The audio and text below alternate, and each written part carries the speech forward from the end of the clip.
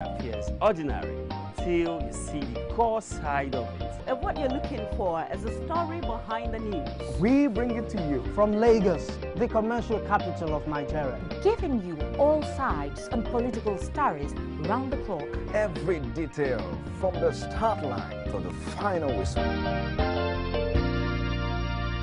CoreTV News, expanding your view.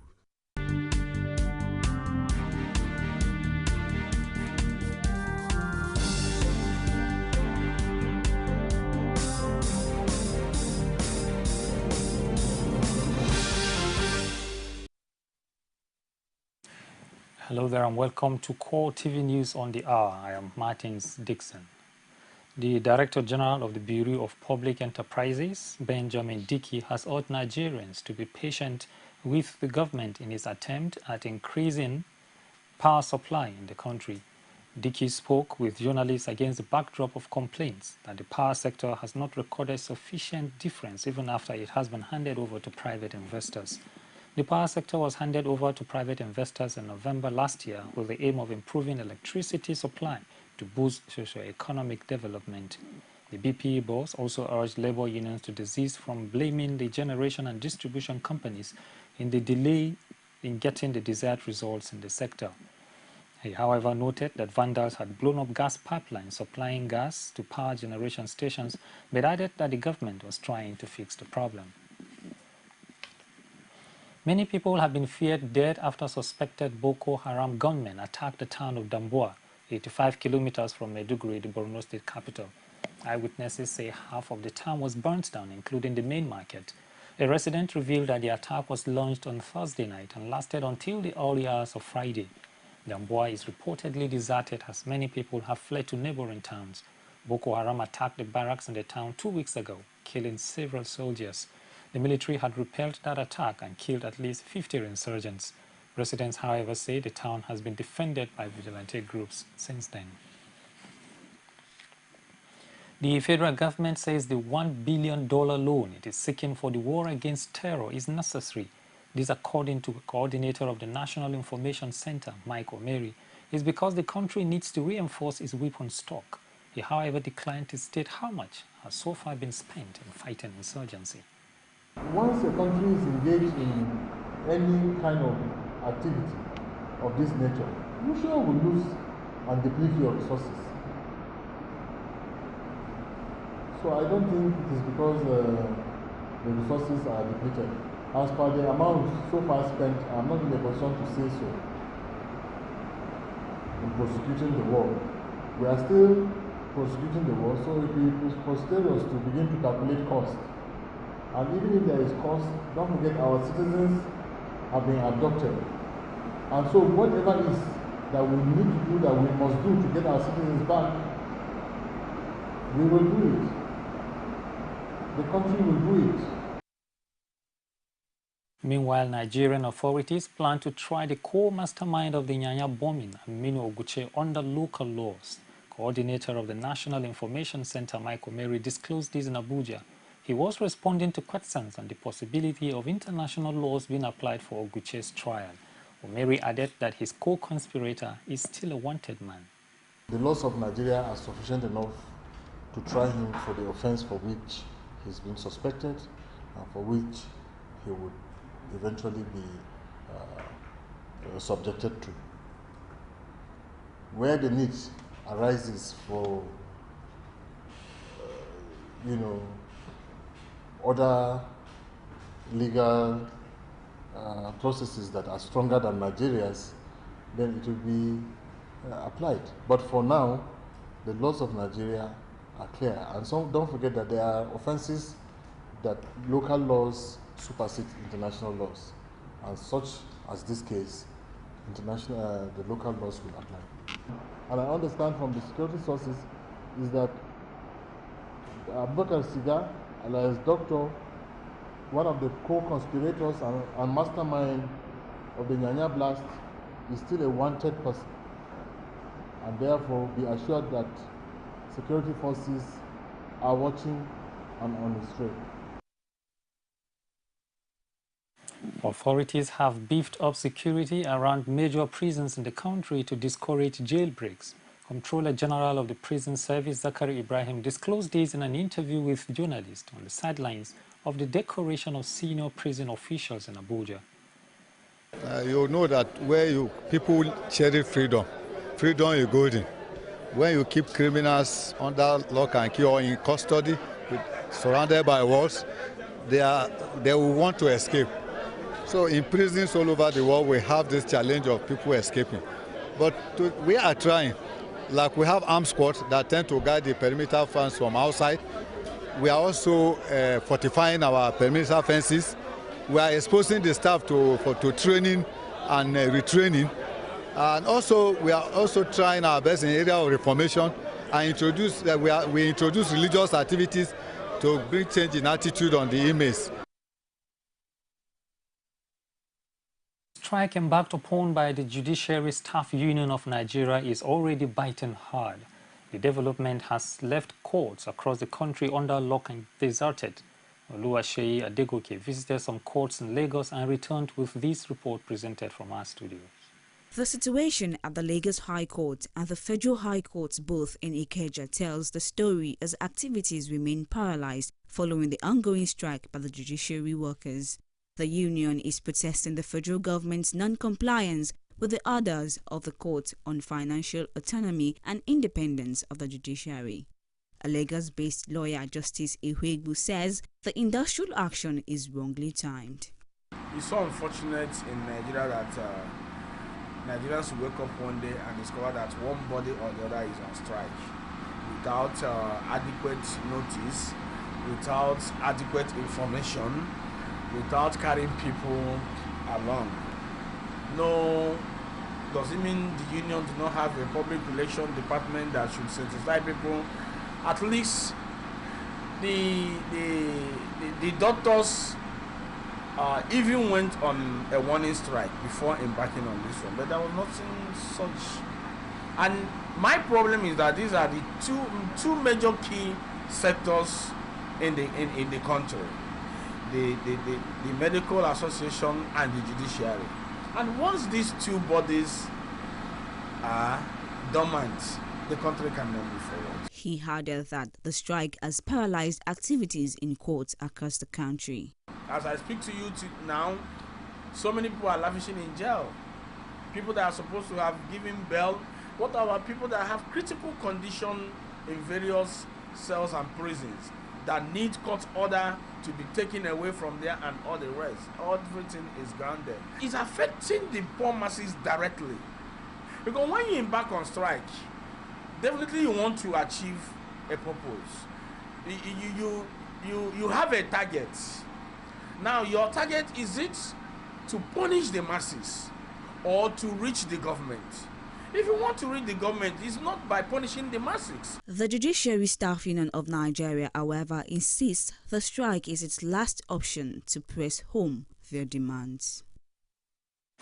A leading member of the All Progressives Congress in Rivers State, Magnus Abe, is convinced that the situation in Adamawa State can never be replicated in his state. Senator Abe told journalists in Abuja several efforts have already been made to remove Governor Rotimi Amechi from office. He was speaking against the backdrop of suggestions by APC leaders that Rivers State is one of the opposition states being targeted. The issue of trying to remove Governor Amechi has been on long before now. All the forces that you can array have been arraigned against Rivers State, and we are still there. So I don't think Rivers State will be such a simple nut to crack. You know, so those who think that what is happening in Adamawa or Nasarawa, they will just come and replicate it in Rivers State, we are waiting for them. We are not in any way concerned about that. You know, the political machinery in Rivers State is a tested and trusted machine. It won't just buckle like that. Trust me, I should know. The situation at the Lagos High Court and the Federal High among themselves ahead 2015 general elections. Oluwaseyi Adegoke has details of the 2014 conference organized by the Confederation of Self-Determination Group in Ibadan. The report is presented from our studios. The conference was tagged 2015 Agenda for Yoruba Youth. The conference had in attendance dignitaries across southwest Nigeria. Chairman of the occasion, Oluyomi Fini, says the conference is all about strategic and futuristic planning. The main theme is that the Yoruba should ensure that their votes go to those people who will look after their people and look after their states. I think that's the most important thing. And the items, we all know what to do to help in the development of a people or a state or a zone for that matter. But there are certain things that are very, very important to the Yoruba people. You know, things like education, agriculture, security, and so on and so forth. The representatives of the Oyo State Governor, Esther Adedoku, pleads for unity among Yoruba people. We just have to do it.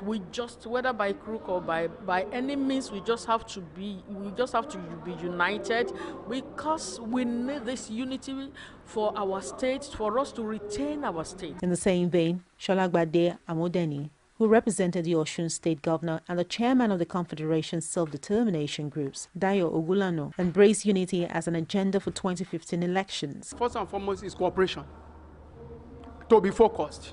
We have enough position papers, we should execute it. There are some that could be said openly and there are some that should not be said. That is at the incubation stage. But what we are saying is that Yorubas must ensure we resolve all political disagreements. There are no disagreements except that some people want to be Yoruba leader. Others are saying you are too young to be Yoruba leader. So others are saying you are not doing good, you are not the people, you are not the kind of person to lead us. All we are saying, anything is, if you cannot follow, you cannot be a good follower, you cannot be a good leader. You follow, then you become a leader.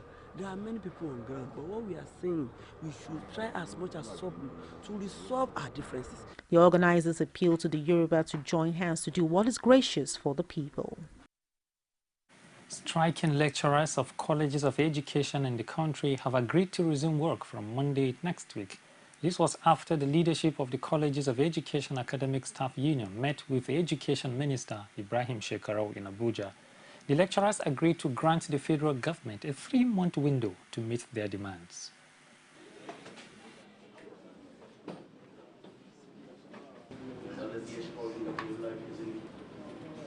This ministry will have no business remaining if teaching and learning is not taking place out there in the field. The business of managing education must translate into teaching and learning. And if lessons are not taking place, even if it is at the remotest one classroom primary school anywhere in Nigeria, it is my cup of tea, it is my concern and the concern of the Federal Ministry of Education and the concern of the federal government. And more importantly, when you're talking of teacher education, the colleges of education produce our teachers.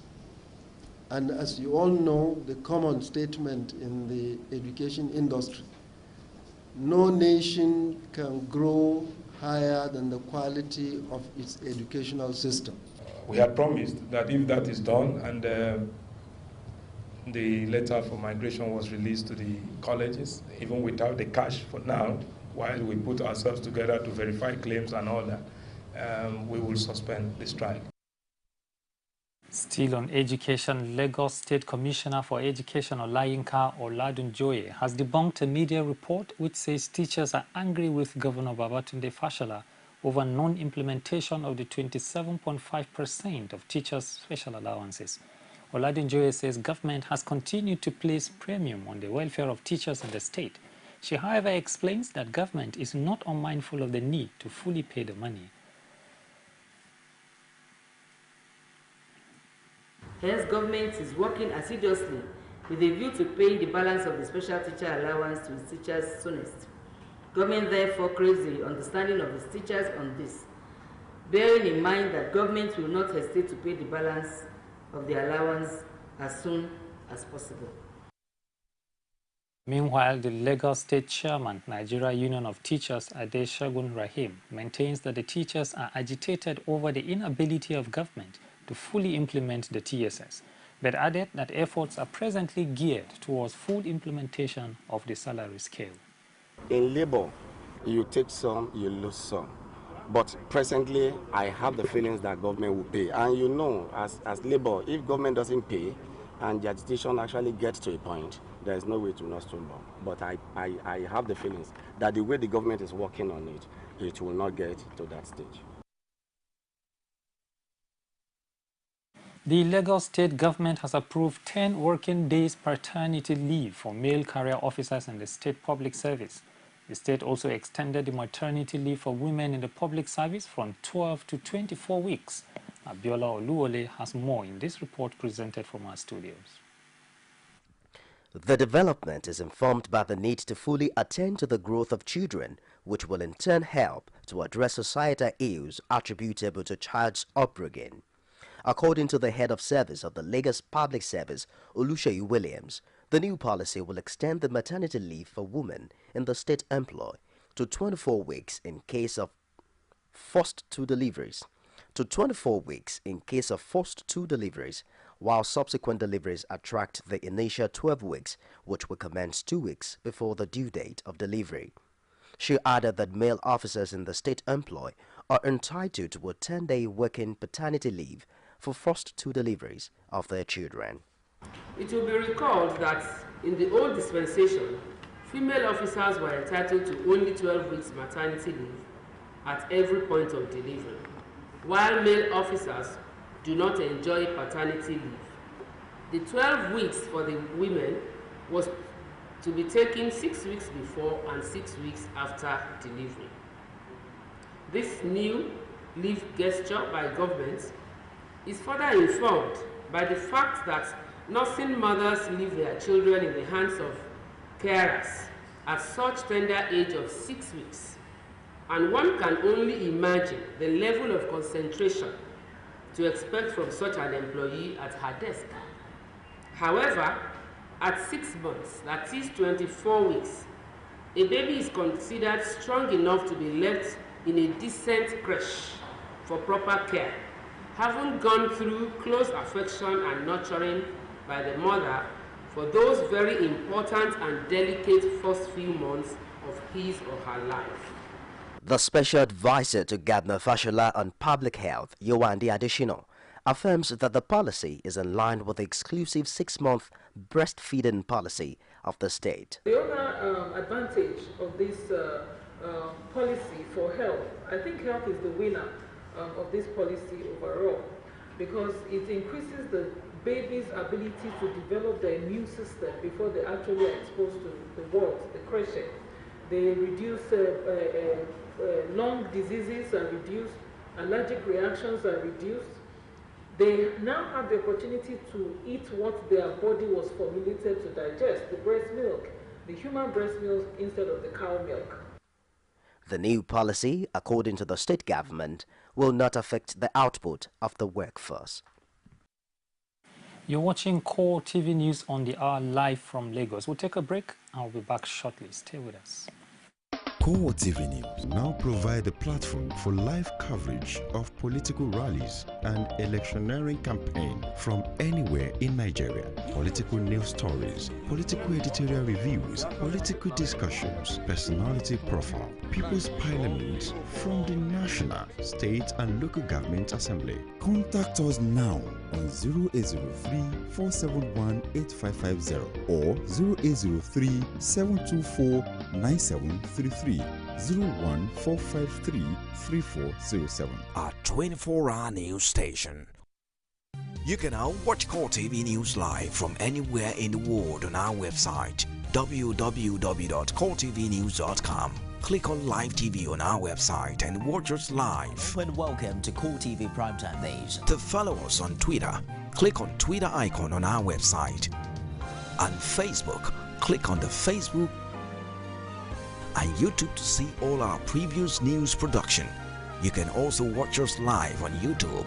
Click CoreTV, leave a space, then news. CoreTV News, a 24-hour news station. Good to know you're still there with us. And now outside Nigeria, United Nations Secretary General Ban Ki-moon has called for a full international investigation of the Malaysia Airlines disaster in East Ukraine. Ban Ki-moon says there is need for a full, transparent and international investigation. He offered condolences to the victims' families. Malaysian Airlines flight MH17 carrying nearly 300 people from Amsterdam en route to Kuala Lumpur crashed earlier in rebel-held eastern Ukraine near the Russian border, with Kiev saying it was shot down in a terrorist attack. US officials said it was shot down by a surface-to-air missile, but it was unclear who fired the weapon. Britain has also called for a UN-led investigation and is seeking an emergency meeting of the United Nations Security Council to discuss the crisis in eastern Ukraine. With respect to the Malaysia Airlines disaster today in Ukraine, I'm closely monitoring the reports along with the International Civil Aviation Organization or United Nations agency. There is a clear need a full and transparent international investigation. I offer my deep condolences to the families and loved ones of the victims and people of Malaysia. And with this, we wrap it up on this hour. Join us at 9:45 for CoreTV Primetime News. I am Martin Dixon. Do you enjoy the rest of our programming?